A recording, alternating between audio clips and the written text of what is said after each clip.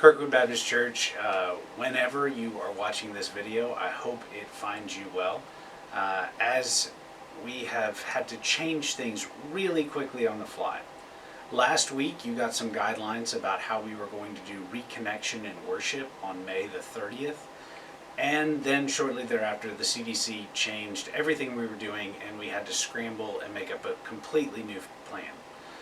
So the new plan is this. Beginning on May 30th, we are going to begin our reconnection process through both in-person worship and in-person Sunday school. So here's what that means practically. Adults, you are going to meet normal Sunday school time in your normal classes. And as adults, we are going to ask you to be adults and to follow the CDC guidelines, which are as follows. If you are a fully vaccinated person in your Sunday school class, you are allowed to remove your mask and do your Sunday school class from there.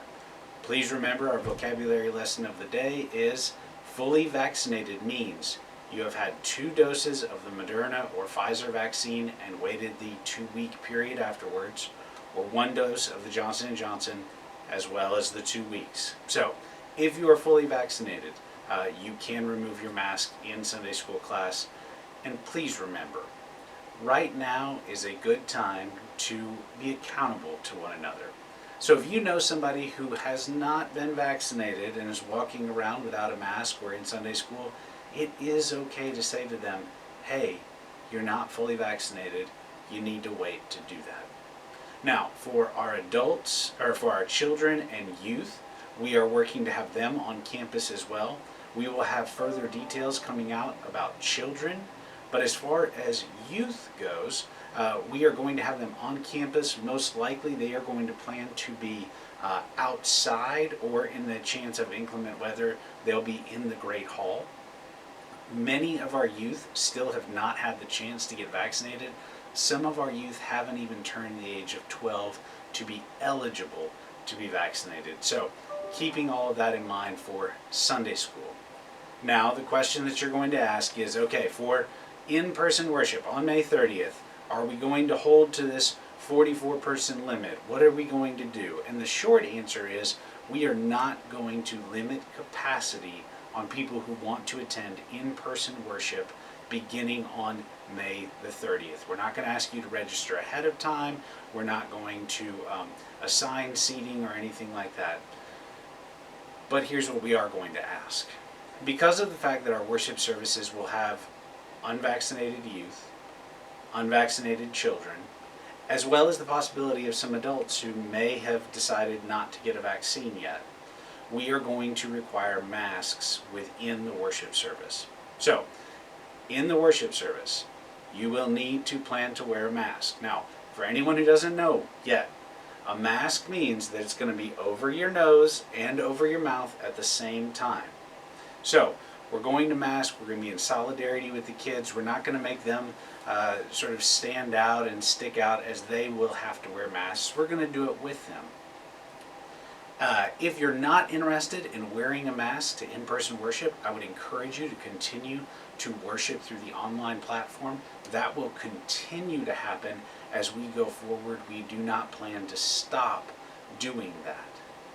Now, you might be wondering as well, what does worship look like? I mean, if you haven't been here in a mask to do in-person worship yet, it's going to look a lot like regular in-person worship.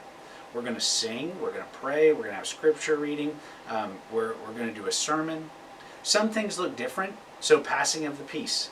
We will do passing of the peace, but we ask that you stay with your group. This is not the time to go wander around the sanctuary and shake hands or bump elbows or fist bumps or anything like that. So stay there for passing of the peace. For communion, we will not be coming forward for communion and taking bread out of the plate or cups out of the chalice area things. Instead, you're going to have the wonderful wafers and juice that are pre-packaged and taste like cardboard. For offering, you might say, I don't know if I'm up for passing the plate. And so we've thought ahead on that and said, hey, we know that the disease does not transmit that way, But we also know people aren't ready necessarily to start shaking hands and everything like that. So we will have offering plates available for you to drop them in as you walk out of the sanctuary at one of the exits, or you can continue to use the online giving, or feel free to mail a check in that way. That's a lot of information, and I know that not everyone is ready to get back together. And what I would say to that is, we understand. If you have questions, if you have concerns, if you have ideas or thoughts, please feel free to reach out to us. We are excited about the possibility of reconnecting through in-person worship in Sunday school, while at the same time realizing that people are at different places on this journey. As we continue to walk this journey together, may God's grace and peace go with you.